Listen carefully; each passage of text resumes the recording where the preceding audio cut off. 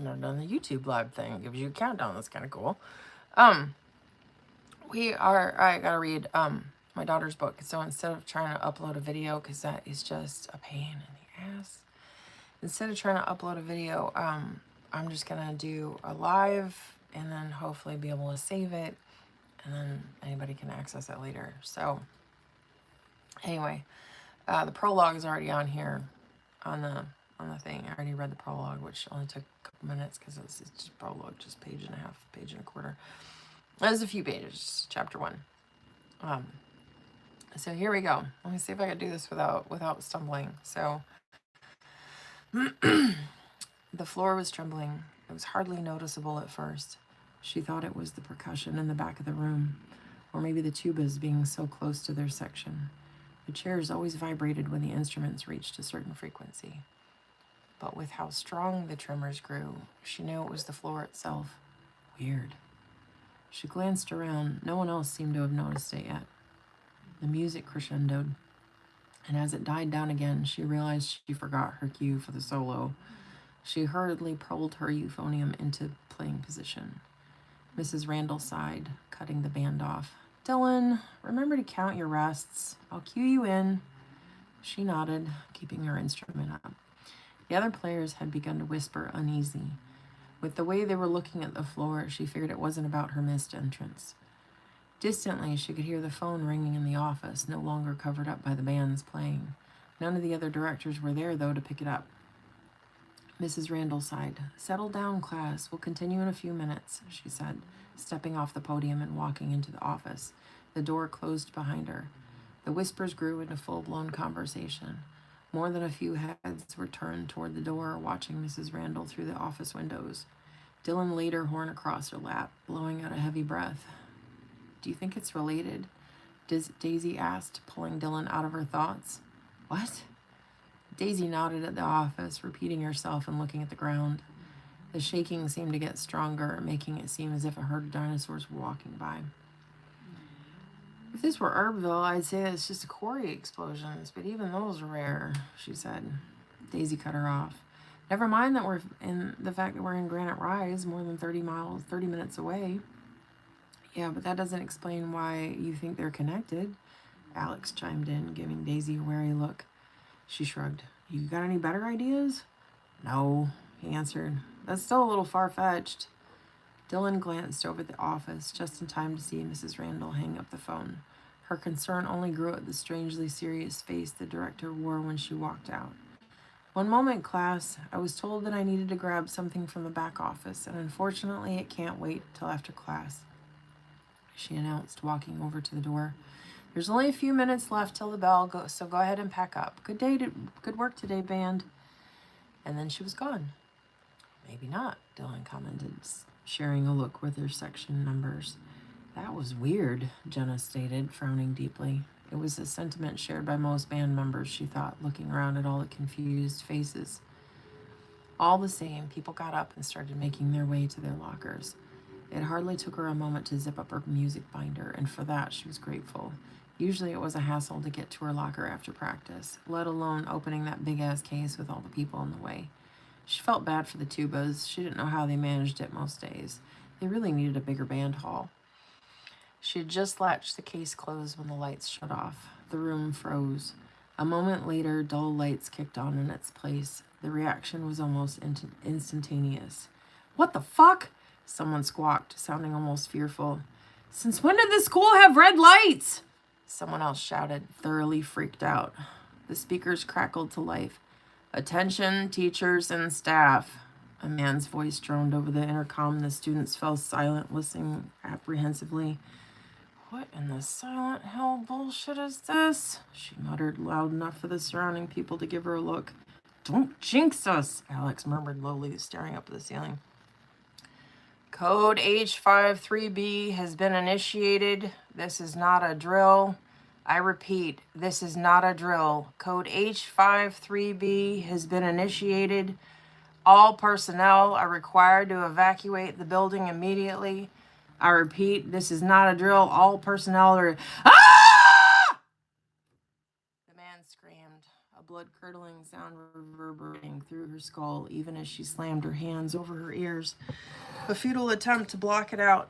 Above her, the screaming continued, and they were forced to listen to crashing, as if the man was being thrown into a filing cabinet, repeatedly.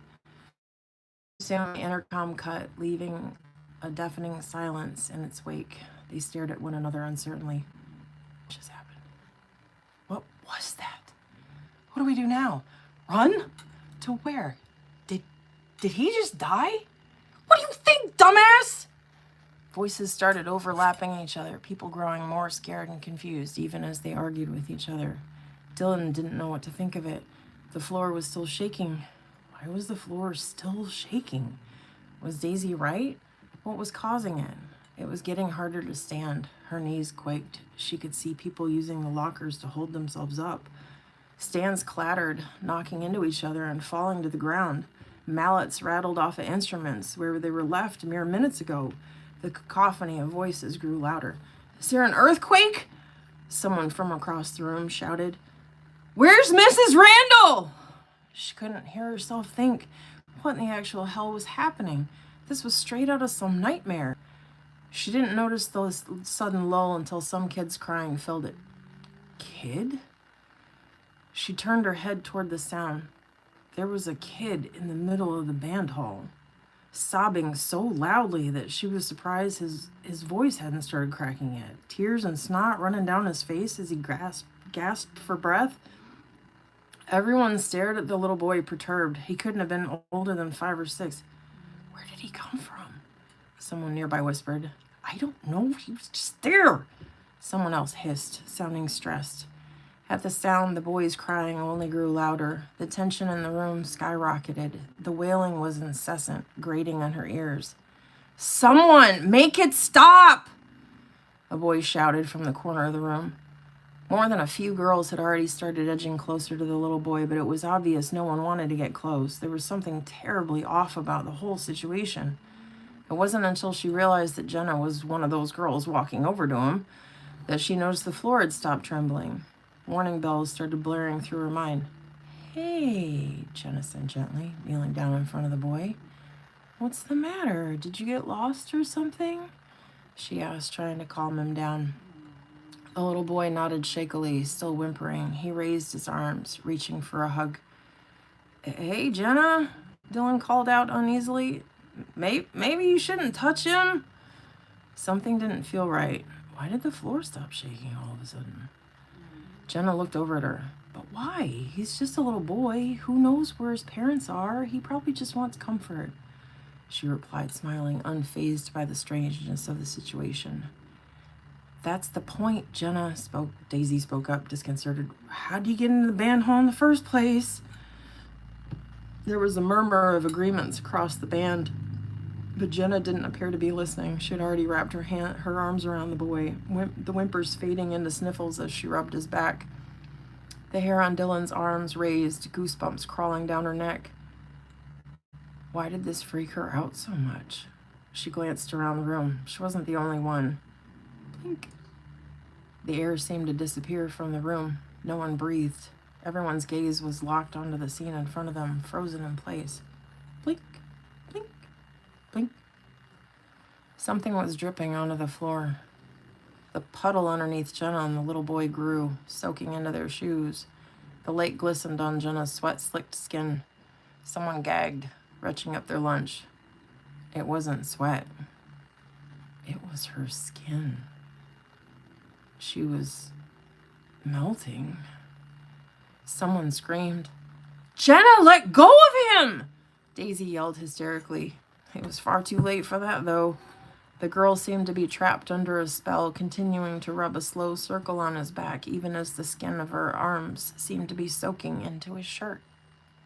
She could see from the corner of her eyes as people covered theirs, could hear more and more losing the contents of their stomachs as the scene progressed. It was like watching cotton candy dissolve in water.